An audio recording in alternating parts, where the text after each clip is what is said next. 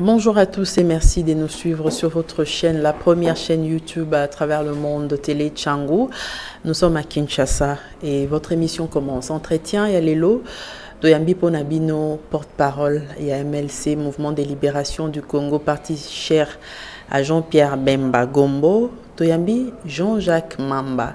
Nayende toko solo la ma solo ya mboka, entre autres sujets toko solo la naye ezali MLC outi ko rendre public programme nango ya gouvernance pona nini lelo yo nde asali yango à quelques jours il y a masolo il faut pas désigner candidat commun et à opposition.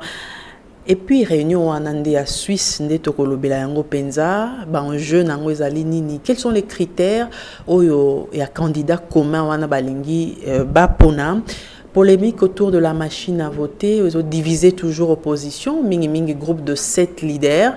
Est-ce que bako parvenir na consensus ou bien bako se converger, bako zoa penza nzela moko pour na kosilisa divergence wana au Italie machine à voter, petoko suki sa na commentaire na ye au Italie équipe ya campagne Emmanuel Ramazani Shadari, lobby loleki groupe de 7 basalaki déclaration ba senga radiation et Emmanuel Ramazani Shadari bazali ko appuyer yango na mibeko nini nde botikali connecté pour bozwa ba réponse et invité na biso lelo Jean-Jacques Mamba wazali porte-parole et mouvement de libération du Congo.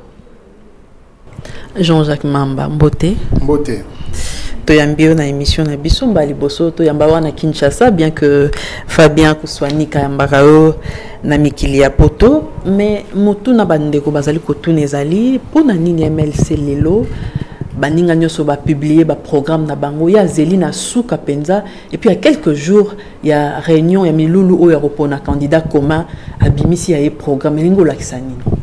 Non, vous voyez que Nanzela ya makambu ya candidat commun ezali candidat ou à comporter projet et opposition mobimba.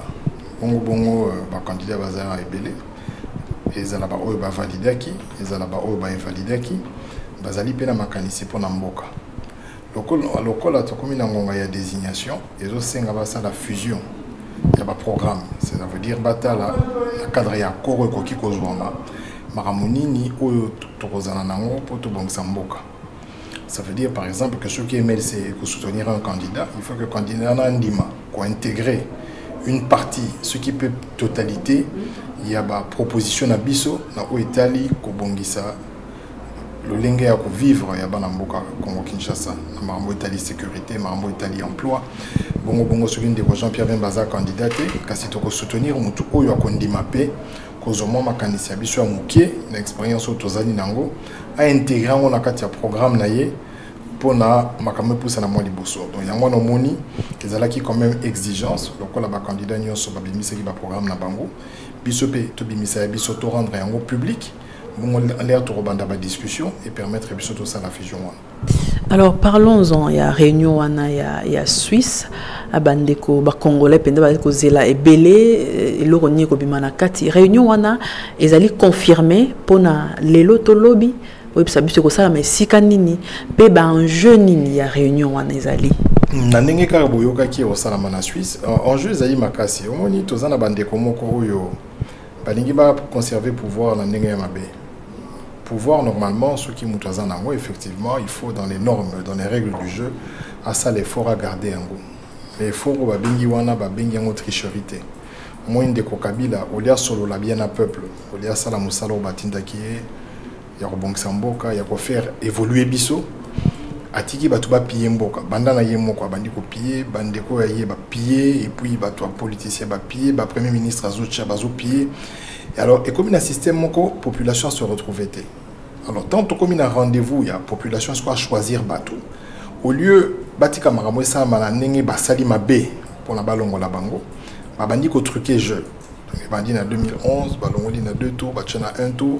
Si il y a une machine, il y a une décoché combat, il y a belé, il y a parce que la preuve est à moi mingi pour le fonctionnement éventuel de la machine. Donc, en jeu, c'est pourquoi? Parce que tout ça, 17 ans à Kabila, et c'est que ce Kabila Longwe, qui est problème ici. Pour Batuming Bakani Sara, que tant Mobutu a des problèmes aussi là. Nous avons des mentalité à Mobutisme, mais tellement makasi que tant Kabila a péraillé, à ça l'erreur, à ça la lisuna ba Mobutisme, ba Mobutiste, et puis le système a continué. Nous avons en 1990, 1990. Nous avons en 2018, à Kutana Maramoko et à Randengemoko. D'ailleurs, en 2018, les Amakasi Mingi. Parce que en 2018, Kindo Keza les souté, pour éviter que les lots, Moutounion sont à 5 à l'Union sont en Zela. À Taboébanité à Monu à 5 euros. En 90, aux Arobangama Mouké, au monde, on s'est en Zela, aux Obanga, même pas la Miké, sur le PC, le Oiseau Boya. Mais en 2018, Kindo qui déjà est longoué, donc vraiment mendicité commis. À niveau moko est impossible. Pour dire pauvreté, ma pauvreté, que les canaux 90. Et donc, en jeu, ils que ceux qui te tiki le pays sera liquidé. Quand on a qui na café Mobate Kagoria. Et quand même na Kinshasa. Basali na carte ya Congo, au lieu de chaque carte n'engezalaka, Bazuindambo Rwanda, Zuindambo Congo, et puis bazote ka café na Kinshasa. Ça veut dire que n'enge bande qu'on absorbe beni bakufi de Kokabila le Larabangote, arape na souci na bangote. Ceux qui en jeu wana to raté ango, ça veut dire que tu revends des suna bateau en 5 ans, le pays sera liquidé. Donc raison pour laquelle on a réunion wana. Étant donné que Moutounion soit à foutre Kimbon, on a 100 000, Moutounion soit en prétention, Moutounion soit en capacité, et ils allaient valider, validité. Mais l'enjeu, c'est qu'il faut battre une akatia vigno, ça veut dire Mikitisa, battre dans l'intérêt en boca, battre la Oazali le plus à même, il y a Kokumba Bisson la victoire, pour la Tobimisa Congolais, na Boumbo Bazali. Alors, bande commune indi bazali ko kam wana capacité opposition bazwa penza consensus ba pona moto moko est-ce que ko se dépasser ba égoïsme na bango wana bandima moko abimela pona bango. Bon, ezali soué na biso. Omoni biso to pesa mingi exemple. Moi ndeko Jean-Pierre Bemba bazali invalidé. Iboyo ki mukolo moko ta lobi que bon le roi ngana invalidé, il faut élection ezalate ou bien que to boycotter élection. Jean-Pierre Bemba a eu ma responsabilité dans le bibon. Le coup la balongo linga ina ndinga ya maïla mabe. Mais tu peux soutenir candidat moko pour te mener une victoire. Donc le coup là il a PCP nzela, a PCP exemple na banza ba obatika lipe baza na courage wana na komikiti sawana pour ba kokotala na katikati na bango oyaza na beaucoup plus de chances à faire réussir mission. Mais les Camerounais au Kabola, nous sommes les Camerounais critères, nous sommes baloba expérience, nous sommes baloba maillé les belés, attendre les belés, tout le monde a pas gouvernement, et bah technocrate, on peut n'importe quoi, nous sommes super tambola malamoté. Critères ni bango ba kendeli pour ba solo la peine, pour ba pona moko na bango ou akukamba. Bon, moi il dit comme moi les autres Kabola batu, cursus. Ba classe, ba diplôme, effectivement, Donald Reagan peut avoir un diplôme, il y a Malonga. Trump peut avoir un diplôme, Malonga. Je pense que les cas entre Bango. Ça veut dire que Bango Misatu, Bango 7, na bandingo mususu, ndeko Jean-Pierre Bemba, ndeko Mozito, ndeko Kamere, Bango nyoso ba solo là, ba ko ka ko équilibré. Mutu musu akoza na maye le belé na ba diplôme belé ma ayebani ka la famille na Bango. Mutu musu akoza la azane na maye l'été, mais azane na ba diplôme ngiti mais ba bien Congo Mobimba. Mutumsu ekoza la baebié Congo Mobimba mais azata msusu maile mingite. Donc ezaba équilibre moko faut ça la mawana pour déterminer où est wapi ezali le plus important pour gagner l'élection. C'est vrai que les autres ont besoin président moko za na moi maile muké parce que na auto to vivre na 17 ans oyo to moni vraiment que ezali ka passi. To ezali ka passi. Souhait peut-être on a biso ezali présence à la mutu moko atangi moi que là si ndenge ko Jean-Pierre Bemba pe atanga. Mais qu'à cela ne tienne, où est le plus important, c'est de gagner. Il y a un moment où il y a une polémique, il y a une senga baya na biso parce que cette génération na bango batala likambo yo ba chamaye belé parce que Kabila a nyongi biso pendant 17 ans na mayele. Alors ba ane mingité. Kabila lo ba ane mingité mazala kaka. En 2001 zalaki d'ailleurs que tout ce que l'élection salami mabe. Cour constitutionnel a quoi annulé l'élection on a article d'inédit sous 2 ans na maïle kaka alors surtout là qui c'est que toi qui n'a pas na maïle tout petit kaka agitation tous en a commis quitte et puis toi il va n'engeni toyer trop ça là pour tout faire gagner candidat na biso. Et vous pensez que parmi les 7 leaders 3 bazaki déjà balongo libango na 4 batikali un profil idéal sur baponi moko na bango et Simba. Mais bah on y a sur Batika lié Zalandeko Vital Camere Azali quand même résident à parti Mounene Azali parti UNC aux unes de Félix Tshisekedi UDPS Moutarobet Amasolo UDPS Azate pour Yebi Geza parti Moko où Azali le plus ancien. Donc, ils ont mérité respect à Batunios, on a parcours nango. Ils ont dit que parti mon même de Félix pour ma président UNDPS Basala qui discussion, Basala qui moi débat, candidat sous Basala qui. Donc c'est quand même un exemple de démocratie qu'il faut respecter. So Kenanga Mwandeko Fayulu, c'est un technocrate, binomo bolanda kaba débat naie, ali mutumoko asali na milieu privé et puis il y a une expérience et puis il y a zali mutumoko intègre. Nangina lo ba par là que sur les de Komatongulu, Azam Mutatangi na FMI, donc Alipe Mutu Yaboanya, Yamayele, c'est-à-dire PC ba responsabilité à niveau international, Yaminene. Donc je pense que tous les candidats, Bazana Batuna. Après, pour nous déterminer profil, le profil doit être un profil gagnant. Et puis pour nous gagner l'élection, il y a des critères. Hein, critères, on va étudier en malam.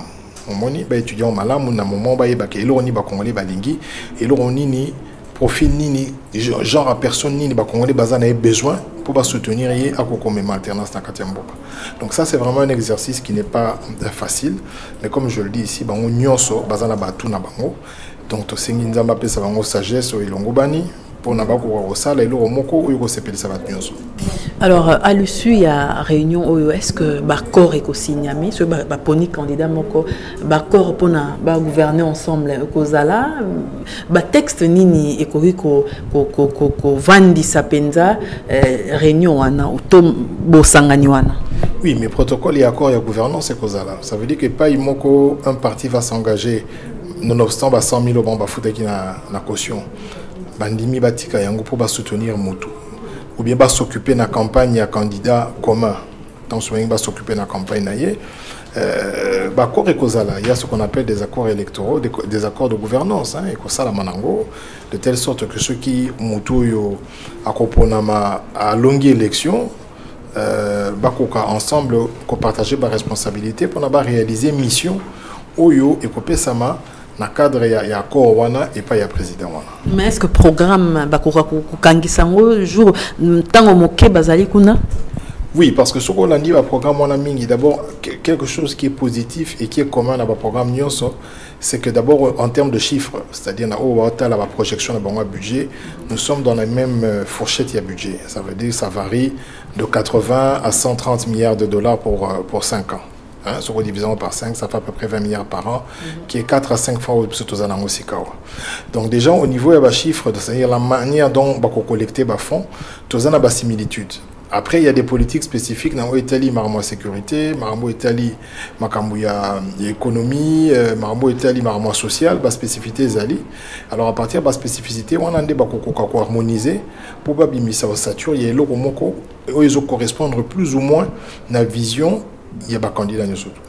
Est-ce que parlons des chiffres parce que au évoqué en est-ce que les chiffres ont avancé ils sont bien réalistes ils mobiliser en gros ceux qui ont le pouvoir pour que et la cité sur Joseph Kabila qui mboka paradis non yemoko Joseph Kabila le barak chaque année 15 milliards et bon à l'amboko mais il y a des barakote qui n'ont été bon nazela rada tunaye dans tout kutanate na tunaye ceux qui a déjà idée côté bon on est kendaga mais il y a le rôle à jouer qui idée on a été sur tout le monde au moins côté bon on est kendaga 15 milliards torier ba placer za la rato rozwango tozongi nango donc c'est tout à fait possible que mboko na biso mobiliser ba recette wana ningo moni na kati ya budget wana.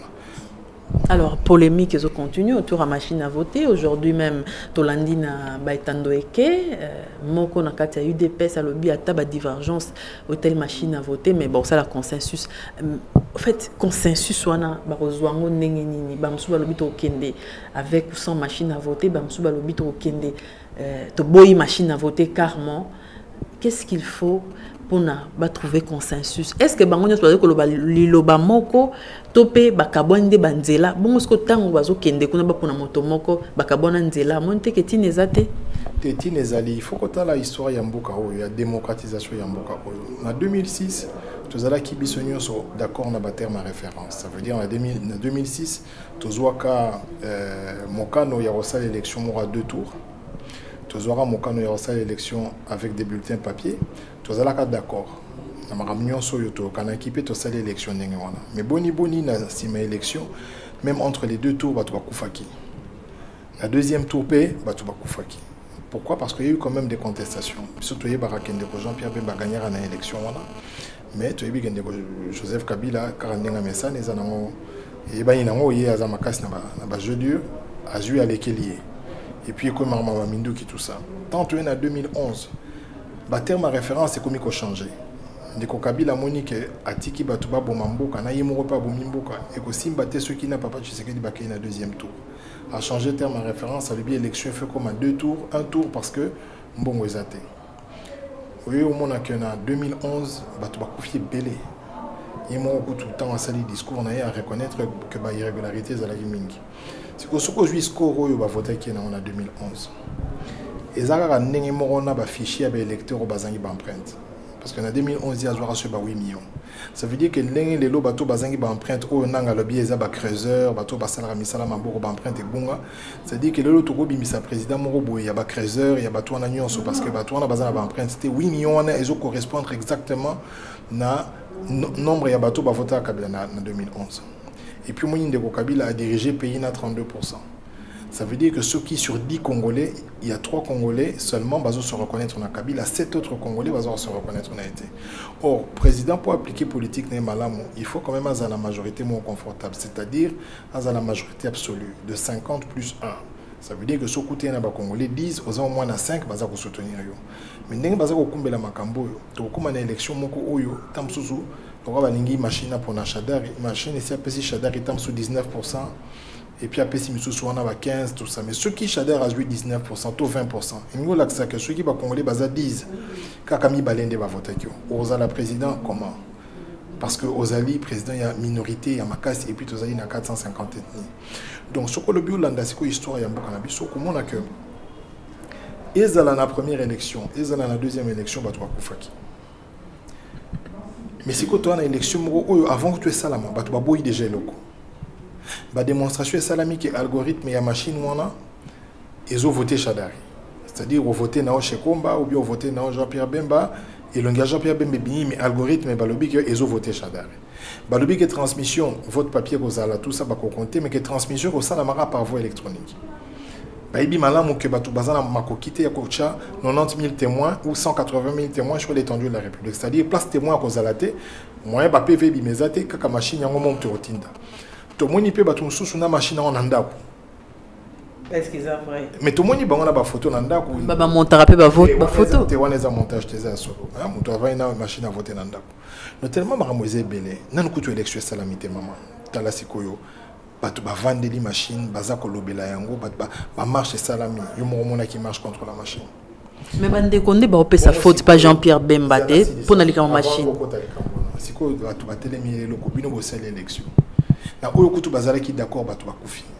Bon na oyo batu baboyango kutu avant bo sal élection, ce bo memi batu bobimisi ko surko président de la République na machine. Est-ce que mboge ozala kimia?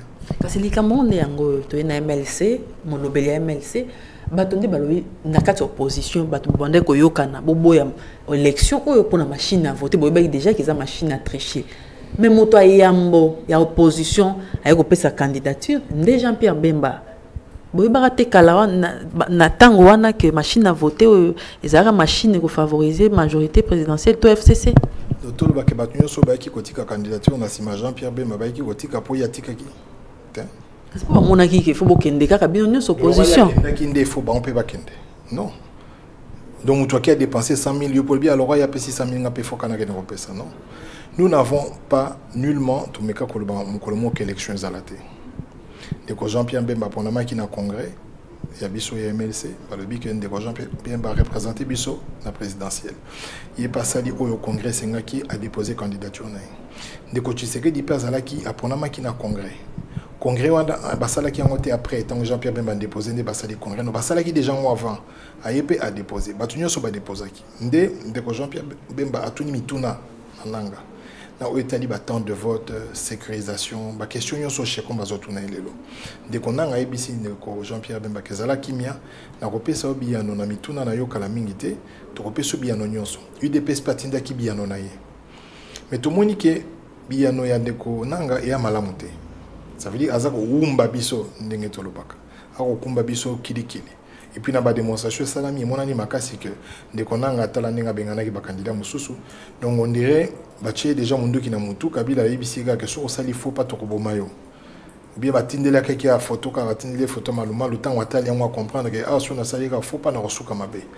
donc alingi suko yo ke na mutu te azo sala kaka oyo bande ko majorité si on est bande wazo tuna boyeba ki déjà que machine wana e cause un problème mais bokei quand même boboya ki politique à chaise vide to bolinga ki boy maman tongi to kolisa mayele kabila zaki na posa to boya c'est to timbela ki c'est nyongi biso 17 ans to mais c'est déjà idée ne zalaki to bete loko les ana on a calendrier te loko la pesa na loi te opposition ko boya ba boy côté comme ça to kota dialogue yanka surtout cas vraiment boy ba parti tout ba déposer ba tcheku to caution $1000 ali to beta ba $1000 ba ko katé et puis ba boy to sala ka makambo ba ko boy élection monsieur peut te vendre kana boto bi ah to sangisi ba mbongo a $1000 to tché à le biseuil to tché a non $1000 to MLC dépensé $1 million pour la campagne pour nous déposer ka ba liste UDP pas comme maintenant millions UNCP ndenge moko bon ba ebege tan ba tchabongo to boya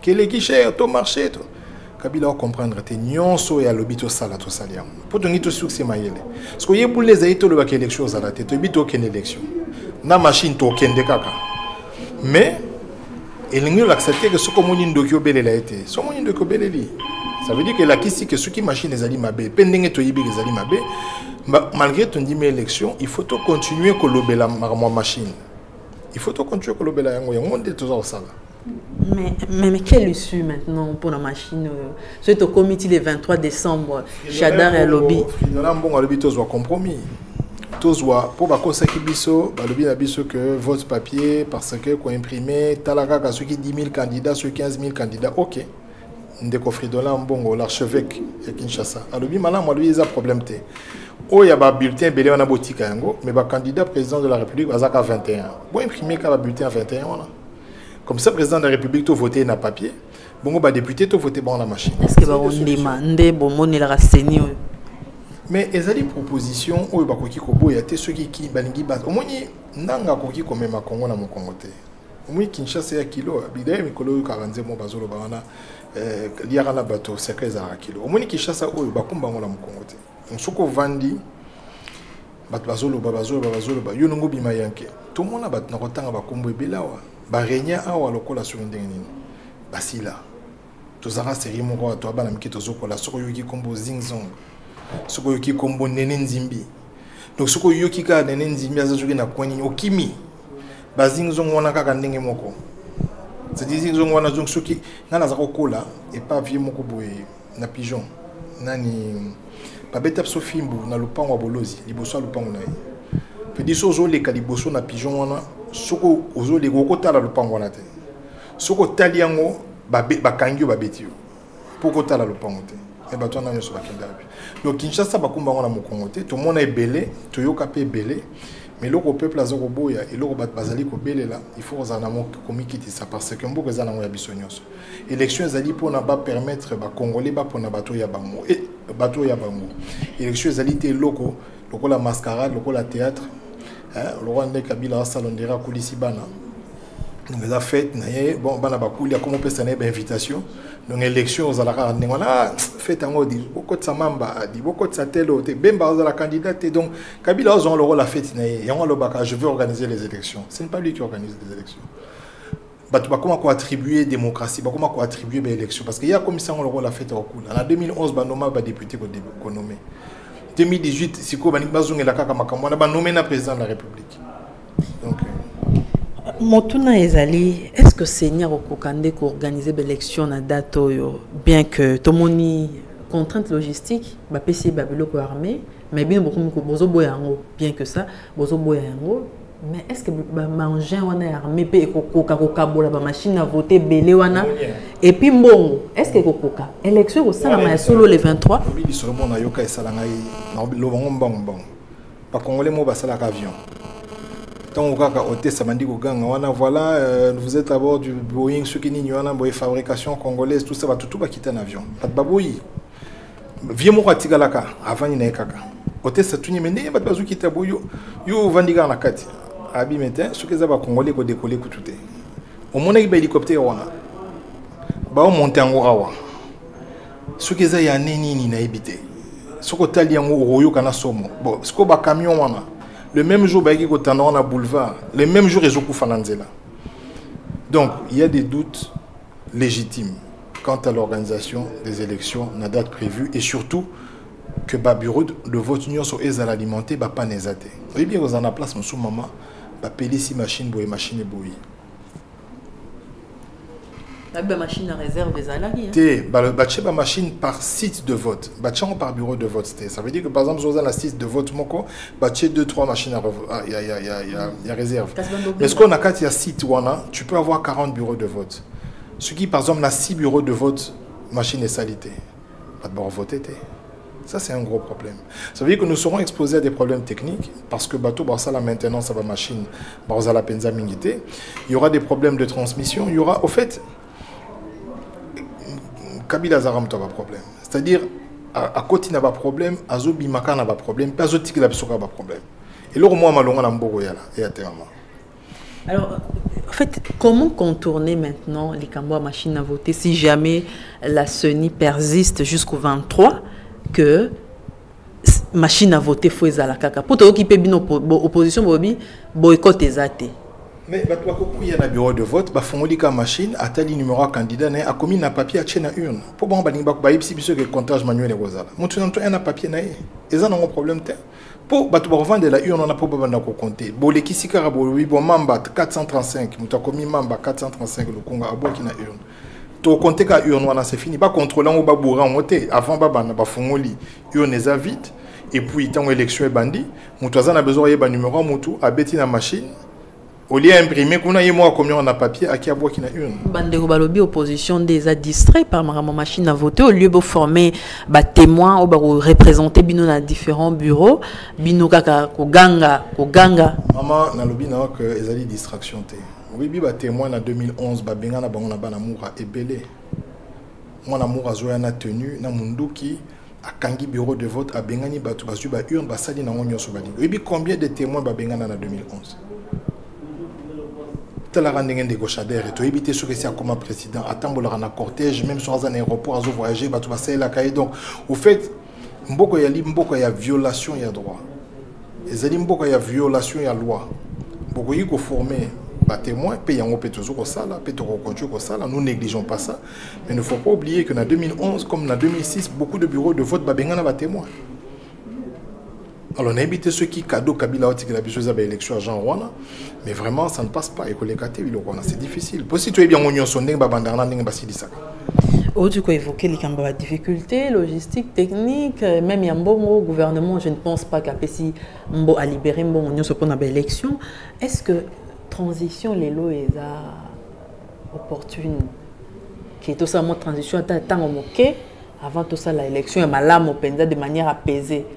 Motuna sous question dans les alliés, ceux qui toquent une élection boyée, est-ce que vous avez réellement une élection apaisée et crédible? Non, mais transition c'est peut-être pire. Parce que tant que c'est un déco Kabila qui est salimingi, qui est nous tout ça la transition biso moura roboya. Tant que roboya on est même milai. Et comme 6 mois, 8 mois, 10 mois. Parce que vous savez tout ça va encore mal. Tout qu'il y a comme l'élection, tout ça l'élection. Parce que dès lors que tu as un processus transitionnel, tu as une armée où il respecte la police, où il y a un Peter Chania, un journaliste, beaucoup de gens monté. Si vous avez un locataire, après 6 mois, locataire dans la commune, après 6 mois, comme un million, pendant que nous avons quelque chose de sombi, bien, nous avons battu. Alors, alors, dans ce genre de pays, c'est difficile. Si vous avez une transition, vous avez FCC pour le ministère, pour l'élection. Et là, au moins, changer la transition sur Kabila Zali. Drame, il y a transition. Ce qui est Kabila Zali, ça veut dire que changer la situation de transition, ça sera la même chose. Et les élections seront telles apaisées, ceux qui sont dans les conditions. L'élection vous allez apaiser mais dès que la vote bah on a ramaka mon problème est dans tout ça la manifestation pour la vote Si vous avez Kabila continuer à Ndengona, je crains fort que mon collègue vote en autoqué pendant qu'on vote, même toi côté dans le bureau de voter. Ce qui est élection, ce qui est élection. On dégage voix na bango alors. Mais des places c'est koyinde là, on a parce que zo Canada a lobby que o baroyate baza la forfait. Donc ici pas calculer déjà que bat bako boya roya. Ba ça on le voit na marche na match ndenge beta mak. Oui, ça match. Oui, ça match. Marambo que bat bazo kufa, ça match. Ça c'est la vie des gens. Il faut pas moni peut-être qu'on a un zongo lokola bablo bafita ba imana zo mona lokola sala ba masano tout ça non. Ici on est en train de parler de la vie de 80 millions d'habitants. Nous avons une constitution qu'on doit respecter, nous avons des lois et règlements dans Katiambo qui doivent être respectés et toutes les personnes à la hauteur ou responsables au moins on a sanctionné des équité. Yo zo mona normal un pays comme le Congo. Tu as ceux qui 8 personnes. Ba comme moro compliqué mais il paraît baza ba congolais.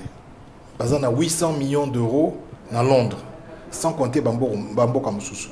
Mais pour nous refaire l'élection, tous les Mbana, le 504 millions Kabila, le billet est trop cher. Mais après, sur la mouki naton, 15 milliards chaque année, na mon ango li souté. Mais aïbité que ça à Londres. Pour baisser aïbité que mbongo kangamikuna. Mais au lieu de vendre, à sanctionner bateau baïba bambongo. Bateau nyonso bazana poto bazana banda routé. Il a engagé un avocat, à la Union européenne. Assez ngaba lever ba sanction on a besoin que c'est la bombe bien on a baïba qui tout ça aux hommes normal on ne peut pas continuer comme ça c'est à dire que le président qui vous dit nous avons un problème de moyens pour reporter l'élection il vous dit qu'à quand moi qu'à sur la mukina tongo chaque année on aura 15 000 rebimaka maibi côté qui raté mais mundele place à zorambo on a epsi oui que bon nom monsieur za yambo na bino ça atokangiango ata mukolo moto qui na TV basali procès qui bino bo 600 millions wapi jamais token tu Jean-Jacques Mamba, toujours ceux qui sont la motuna les camboïta les campagnes à Ndeko Shadari, to qui bosali déclaration bosenga radiation nae Namibie konini et lobby wa dari po atie bato kipi baza bato FCC na FCC ba lobby mutunyo soza na FCC et lobby boy maman mutunyo son na cadre de campagne électorale doit démissionner de ses fonctions 3 mois plus tôt dès lors que tu es candidat ou que tu es commis à une fonction électorale. Parce que comment voulez-vous qu'un ministre de l'Intérieur, qui est en fonction, puisse s'occuper d'une campagne du candidat président de la République? Il doit d'abord faire pleinement son travail de ministre de l'Intérieur. Comment Borozala n'a porte-parole? Et puis, comment Rose porte-parole aura Mende à la campagne? Talara Mende à la campagne. Donc, tant à juillet, il est ministre de l'information en fonction. Ça veut dire qu'il est d'abord au service de la République. Il ne peut pas être au service de la République pendant la même période, être au service d'un candidat. Parce que qu'est-ce qui va se passer? Les moyens de la République, le premier moyen, c'est sa disponibilité. La République a besoin de lui à 100%. Il ne peut pas, en même temps qu'il est ministre, se retrouver en train de discuter avec Shadari de ce qu'il va dire, alors qu'il y aura un mélange de genres. Et ça aura un ministre intérieur. Donc déjà en termes de disponibilité, tant on a la fonction étatique, il faut assumer en mot pleinement. Il y a un moment dans poto et même dans la loi Nabiso, 3 mois avant, il faut démissionner. Pose à la libre. Maintenant dans la Nabiso, azwana ba ibenge mabe. Bonne te so azobanga nini. On dirait machine ngo ça. Mais ba ibenge ngo ba démentir na ba bazaki consulter te. On a une bisayo. Et tukale ka azwana ba opposition. Ça veut dire nga on a tellement ko bangeleki et puis ba na doute na machine. Donc, azo ba ibenge mabe, aba asangisa ba kankenza, ba comédien, na éviter pourquoi je ba quoi doter, il fallait azo ba tu nyonso, ba journaliste, acha ba nyonso pose à la bien. Donc c'est d'ailleurs sur muto aza sûreté ka ko gagner. Tellement mabe ba sali na peuple leki makasi. Il commence à faire des choses à l'aveuglette, na ndenga liboma, on dirait liboma jubon la muto. 670 personnes. Maman, 670 personnes avec des fonctions s'il vous plaît. C'est-à-dire les bateaux dans 670, vous avez à peu près 400 fonctionnaires de l'État, dont les ministres, les secrétaires généraux, tous sont en a premier. Mais bon, tu as le type, non, on n'a pas premier ministre. Ozali, le chef de l'exécutif, régime semi-présidentiel. C'est toi qui es responsable dans le Parlement et à gestion en Boka. Et puis, tu as na katia cellule. Donc, tu as la responsabilité à mon pays. Tu as la cellule, il y a candidat. Candidat, on a député national. Le bâti où tu chef t'es yani on a bâti na katia cellule. Donc ça veut dire bah respecte ta qualité. Mais pourquoi bah respecte ta qualité? Mais parce que moi se respecte ta qualité. Vie chibala ça ko fanda on sur obinia libanda kitine mo za za la wana. Au moins avant d'azoser la journaliste moi ça la interview. 2 heures du temps journaliste ya kate. Moi journaliste avant dire on a vu avant dire wa journaliste za likolo abata mi alingi na été. Aïbe ponya za olingate. Meta lelo. Il y a liboso quand ça va journaliste, il y a liboso à finga Kabila wa qui va détournement tout ça. Bon yemoko. Combien de mapam wa sombi otoyebi. Donc on a ça le bano ma sœur que n'engé zabouye. C'est difficile. 670 personnes ce n'est même pas assez. Fara 500 na ebisho bakwado batailleur peut-être à Bossa Liban peut-être na listure bimasi ma 500 parce qu'à yebi que même machine et koki kobo ya. Au moins l'algorithme on a et ko banda ko sala bo pied buggé. Bino bokansi zo bimi ces autres transmettre tant on combo zo bima pour nzamba baloli na comme le thème ba la confiance dans ngote le bazan a besoin même la 2011 campagne Salama jamais même 2011 Kabila n'a pas fait ça. Aux hommes un peu niveau ya ko banga na bango ndengezali et puis bazo zo mbongo à l'état ezala ba INPP ba Jeffrem Basnel ba régie des eaux circulaire et bimi bazo pesa batumbongo pona mais bango ba biba banga nini ba laximino démonstration de force na stade Tata Raphaël bon mona batuté bon stade Tata Raphaël ils aura 20 000 personnes police a eu 180 000 je crois si je ne m'abuse bon on a habité ceux qui babi abino la habité ceux qui stade wana za na souterrain batunsu bazali na sama belé mais ceux qui na ndenge Tata Raphaël au Kabila kuta pour yete mtasala Tata Raphaël ni Kamanyola batu basala Tata Raphaël ba biso qu'il y a 20 000 places assises ça veut dire que celui débordement zali 25 000 si qu'on a ba moyen sur ya l'état au ban bazana ba yembedi bango tu na stade tozana biso lokoso toye kozwa mbongo e bazui ba 6 000 ba 4 000 batu bananzala to comme ici batu na niveau ndé na epsego kindo kesila to comme ici batu na niveau que pour na 4 000 andimi avant la c'est à moiti journée mba azwaka 4 000 akene yo ka ki programme Chader ikuna depuis Chader a banda koloba a 670 personnes et puis ponya bimsa programme te pour azoka soni to on a ba 5 chantiers wat na ba révolution et puis déjà alobi déjà aza candidat continuité mais continuité à médiocrité faut pas que ça révolution de la modernité talande ko Kabila tshela biso ba panneau ya ba TGV moni panneau à TGV zala na mboko TGV za bukanga lunzo Kabila pe yo ayoka sonité amati pena na tracteur wana ala type ba casque wana mais ya loba azata na 15 personnes te ba ko travailler ne mala son chef d'état maramwana na ngala salamate amati na tracteur mbongo batu mbongo ba sud-africain ba machine ya batu l'état congolais PCT amati na tracteur bazo filmer azo sepela et vous meli ku tout 2 heures ebele et comme ba procès babi que notre état congolais c'est un état escroc projet Kangama et ça sonia chef de l'état aujourd'hui hôpital cinquantenaire au 120 millions mais ba patient indien ba médecin ba congolais bazate et puis pour nani parce que matériel nyon surtout ya waneza indien alors bango ba senga ba gérer matériel na bango moko état congolais a pesa relo monter donc ezali sonia longtemps il y a ça la programme T continuité il y a médiocrité parce que ndeko Kabila même un seul petit aéroport on est na Rwanda to moni aéroport on est na Mayamaya to moni aéroport ya Malonga to asali amote ça les biso par aéroport à babenga oui biso ko beti liko finalement aéroport Rwanda to boki ezali modulable donc ezali matériaux durables té ezali aéroport moi en attendant ça veut dire na 17 ans asali biso aéroport ya COP au moins là babenga ngo modulable ça veut dire ko longo la partie au ki rocha na partie ezali biloko mo basala ngo en attendant pas préfabriqué en attendant bo sala aéroport mais ba pesi ndeko 17 ans pour c'est bon Talasco police yo chez moi na bâtiment ya police à part au Mobutu Atika na o bashina ba autre sala police tout ezaka na kati ya conteneur est-ce que ba sala conteneur pour la police on y mars l'air ba zorba conteneur biloko yaka mataka na bateau yo kanti l'air ba sala ngo ba te ke na Congo pour ezala ba commissariat police. Donc 17 ans, police est allée dans conteneur. Donc on a le ce qui continuité est à tout koufi. Jean-Jacques Mamba, porte-parole à MLC Ndetoyambi Lelo, na télé Tchango, to comme na souka émission na biso, mais to kabona boité, to za l'habitude de repérer sa maloba, na ba invité na biso, bandego barota la yo à travers le monde, à travers télé Tchango. Message nini yoko kopesa bango est-ce que au bout du tunnel pour na RDC eza déjà polele to eza na mo lili total la on a mikolo roya té mo lili ezali il y a beaucoup de travail à faire puisque tous engagés dans la politique tu es pas sur ezali tu es pas sur bande qu'on a biso y compris à biso mon pour toujours souffrir bande quoi diaspora ba que on a besoin de soutien moi makasi ba congolais arami mingi na ba Facebook na ba WhatsApp bazalaka ba indigné ah Bakamango et Congo, tout ça.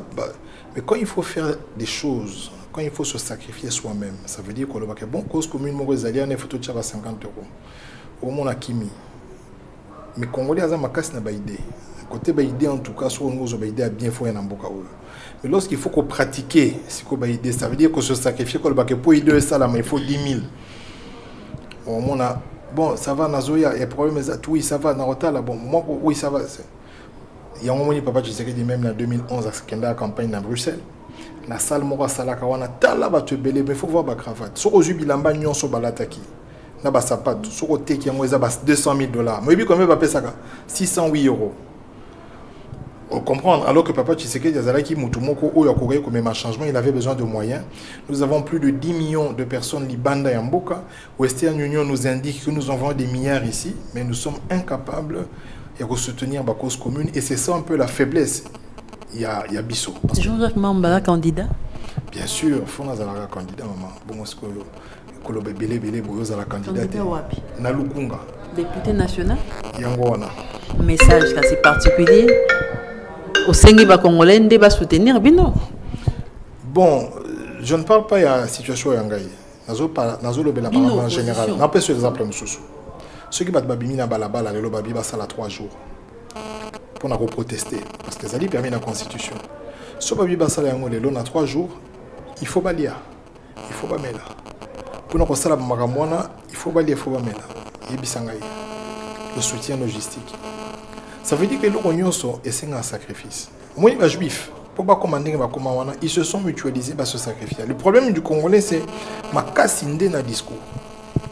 Donc, côté discours, en tout cas, dans le monde, on a limité un peu de temps, Vandi, à l'Obahakoleka Congolais, mais dans le monde, on a absolument les derniers. Au lobby est stylé, au lobby hamburger, non, le lobby est stylé, vidéo. Ah, dans le lobby qui va sentir. Azui, à mon webcam, au Tchebo, le bio Fingi, Kabila aussi, les sites aussi sur les hamburgers, au Lali. Et puis le bio, mais beaucoup de choses changé, mais yo, il y a pété. Mais toujours, c'est un bango. Pour que tu aies la chance, on a un mot, il faut que nous apprenions à soutenir les causes communes. Parce que le Congolais, ça, la forte dans le monde, c'est parce que tu as une cause commune. Alors il faut tout ça l'effort. Au moins, on n'a jamais entreprise, moi, Congolais, au moins, on a raison à moi, si, dans mon bali, tam sunabana. Ce que c'est une famille. Mais tu ne verras jamais au monde une société. Il y a des Congolais, où ils allaient, des côtés, ou bien une assemblée générale. Mais tu as là Nigérien. Au Kenya, à New York, on a un building, on a une société belle. Et la société familiale, c'est une société. Mais les Congolais, ils Versace, Louis Vuitton, ils Makassi. Pas sapeur, religion. Mais vraiment, que tout ça, comme ça, Congolais, à part peut-être moi musique, bina, créer la danse, mais sur le long de maramouane, on a finga, na internet, ko tcha babuzo, ba photo, ba nini, ba vidéo, ko beta ba histoire, ba tout. Donc on doit un peu, il faut tout ça l'effort. Sinon t'es beau kende. Jean-Jacques Mamba, totondi botondi. Merci mingi na temps au pessinga et j'espère que monsieur va les kanamo bimba nango et que ba okanganga te sima po bi mikolo ya ga nengo na donc sur le bio monara Jean-Jacques Mamba na boloko. Merci.